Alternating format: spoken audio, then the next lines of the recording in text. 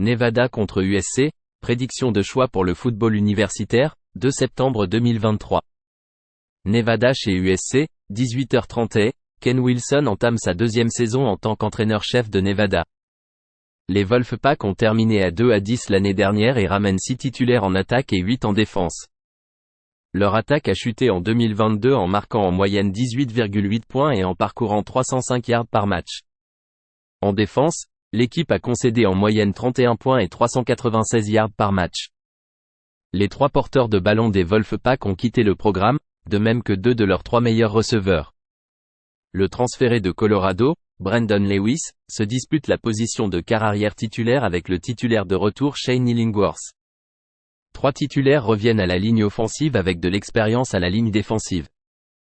USC est 1-0 cette année avec leur victoire à domicile 56-28 contre San Jose Saint-Fort, fin de match pour les Trojans en surpassant les Spartans 35-14 en seconde mi-temps. USC a couru pour près de 5 yards par course et a terminé avec 501 yards. En défense, ils ont permis à une équipe expérimentée de Spartans de gagner 396 yards avec une moyenne de 7,3 yards par course. Caleb Williams a réussi 11,1 yards par tentative contre San Jose St. Louis, a remporté le poste de quart arrière titulaire pour Nevada, mais sa moyenne de 3,8 yards par tentative de passe l'année dernière était dérisoire. La défense des Trojans est un sujet de préoccupation ici, avec un écart si important. Misez sur Nevada plus 38. New Mexico contre Texas A&M, prédiction de choix pour le football universitaire, 2 septembre 2023. New Mexico chez Texas A&M, 19h00 HE, Danny Gonzalez revient pour sa 4e saison en tant qu'entraîneur-chef de New Mexico. Les Lobos ont terminé à 2-10 en 2022 et ramènent 8 titulaires en attaque et 2 en défense.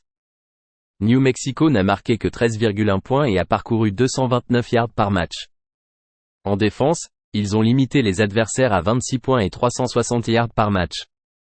Les Lobos ont perdu 2 de leurs 3 meilleurs porteurs de ballon de l'année dernière, mais ont récupéré 3 de leurs 4 meilleurs receveurs. Le transféré de UAB, Dylan Hopkins, commencera au poste de quart arrière. 4 titulaires reviennent à la ligne offensive, avec de l'inexpérience sur les 3 niveaux de la défense. Jimbo Fisher est de retour pour sa 6e saison en tant qu'entraîneur-chef de Texas A&M. L'équipe était à 5-7 la saison dernière et ramène 10 titulaires en attaque ainsi qu'en défense.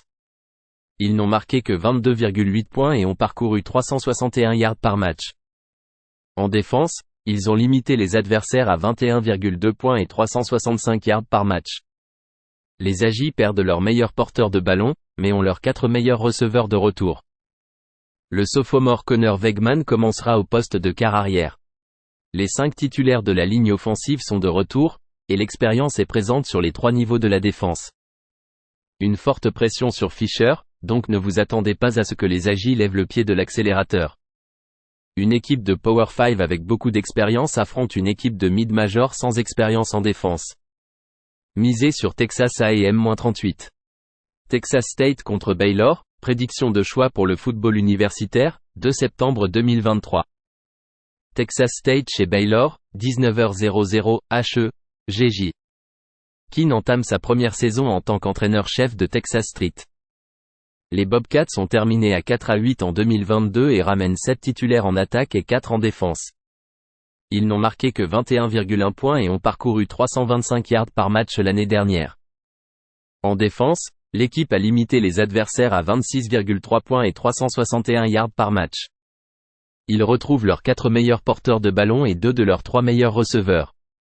Le quart arrière Lane Hatcher a quitté le programme. Le transféré d'Arkansas, Malik Hornsby, devrait commencer au poste de quart arrière. Le transféré de LSU, Auburn, T.J. Finlay, pourrait également voir de l'action. 3 titulaires reviennent à la ligne offensive. Un seul titulaire revient dans le front 7, mais les 4 sont de retour en défense secondaire. Dave Aranda est de retour pour sa 4e saison en tant qu'entraîneur-chef de Baylor. L'équipe est tombée à 6-7 et a ramené 7 titulaires en attaque et 5 en défense. L'attaque des Bears a marqué en moyenne 32,2 points et a parcouru 414 yards par match l'année dernière. La défense a fléchi en concédant en moyenne 26,8 points et 371 yards par match. Le meilleur porteur de ballon est revenu chez Baylor avec 3 des 4 meilleurs receveurs. le quart arrière junior Blake Shapen revient chez les Bears. 2 titulaires reviennent à la ligne offensive, avec de l'inexpérience dans la défense secondaire. Hornsby, en action limitée l'année dernière, n'a réussi que 48,1% de ses passes. Finlay a eu des problèmes d'interception au cours de sa carrière universitaire. Baylor est à 13-3 contre l'écart lorsqu'il marque 28 points ou plus. L'inexpérience des Bobcats en défense est une préoccupation ici. Shapen a amélioré sa moyenne à 7,6 yards par tentative de passe la saison dernière, après une année de freshman.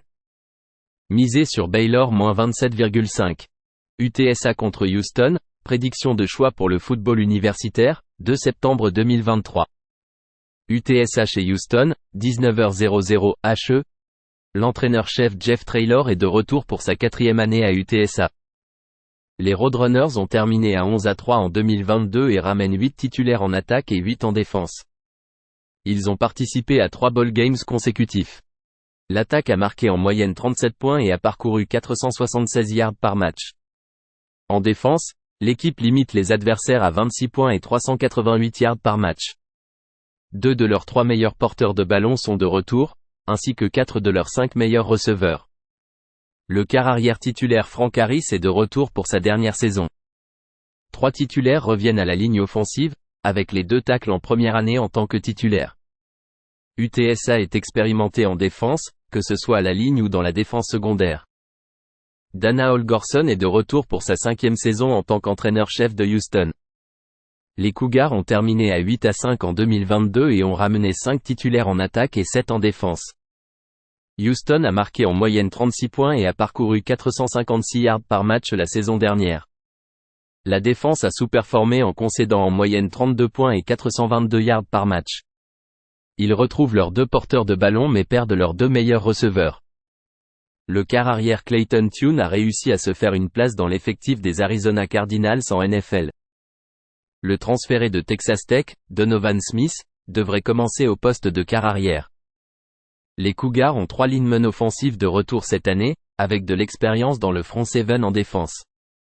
Smith a joué dans 10 matchs pour les Cougars la saison dernière, réussissant 66,1% de ses passes avec une moyenne de 6,8 yards par tentative de passe. Il a lancé pour 1505 yards.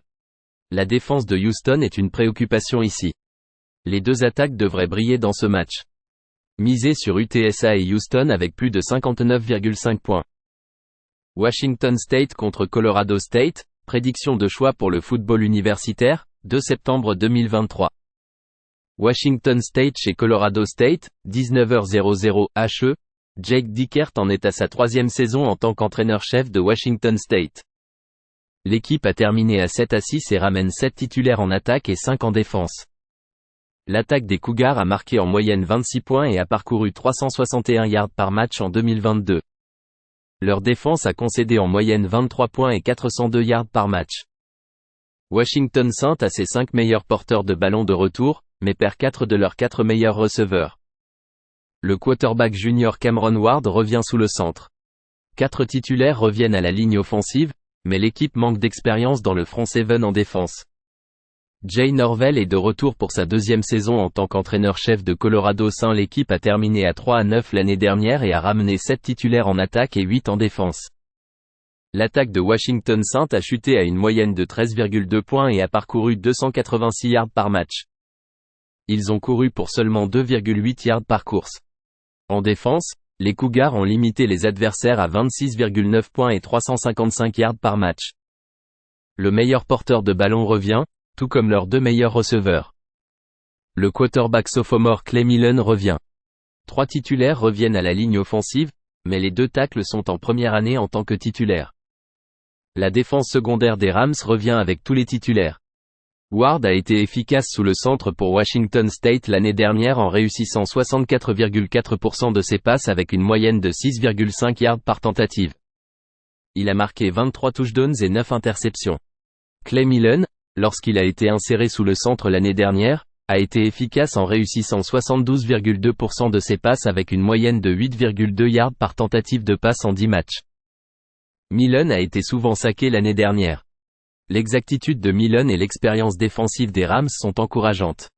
De nombreux joueurs d'impact dans le jeu de passe ont quitté Washington State.